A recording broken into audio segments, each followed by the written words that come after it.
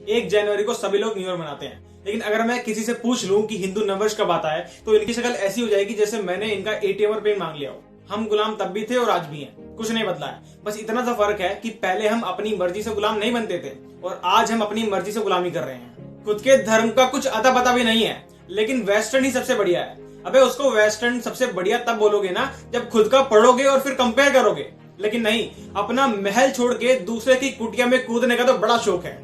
अब आज तुम 2022 मना रहे हो तो तुम्हें क्या लगता है कि पूरा संसार सिर्फ 2022 साल पुराना है? क्या बदलता है 1 जनवरी को, और वो भी आधी रात को? पूरी की पूरी दुनिया के अंदर कोई भी प्राकृतिक चेंज आपको दिखता है? नहीं। सच बताऊं तो ये सिर्फ शराब पीने का और अश्लीलता फैलाने का एक माध्यम बन चुका है, और हाँ, अपने आप को कूल दिखाने का भी।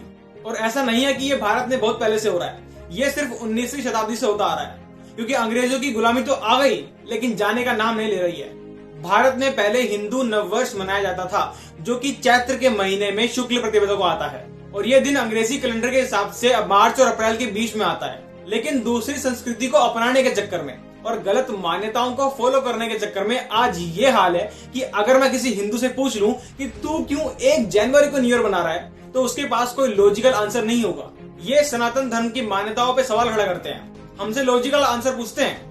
लेकिन अगर मैं इनसे पूछ लूं कि भाई तुम जो 1 जनवरी को अपना न्यू ईयर बना रहे हो उसके पीछे क्या लॉजिक है, तो इनकी आंखें बंद हो जाएंगी। बस अंधों की तरह एक चीज को फॉलो करना है। चलो ठीक है, दूसरी संस्कृति को तुम अपना भी रहे हो, मना भी रहे हो, लेकिन अपनी संस्कृति के बारे में इतना सा भी नहीं पता।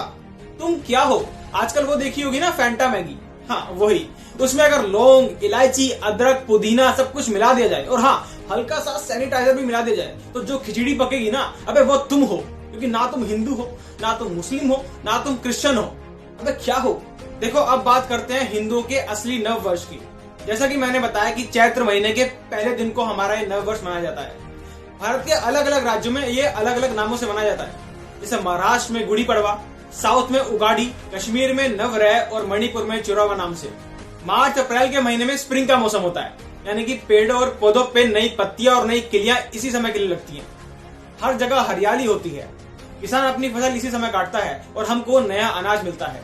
सर्दियों में बर्फ से जमी झीलों में से बर्फ पिघलने लगती है और शुद्ध मौसम हमको इसी समय फील होता है।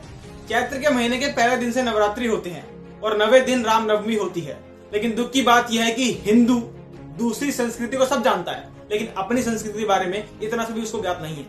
अच्छा, मेरे एक सवाल का जवाब दो, भारत के अंदर ऐसे कितने क्रिश्चियन हैं जो रामनवमी मनाते हैं?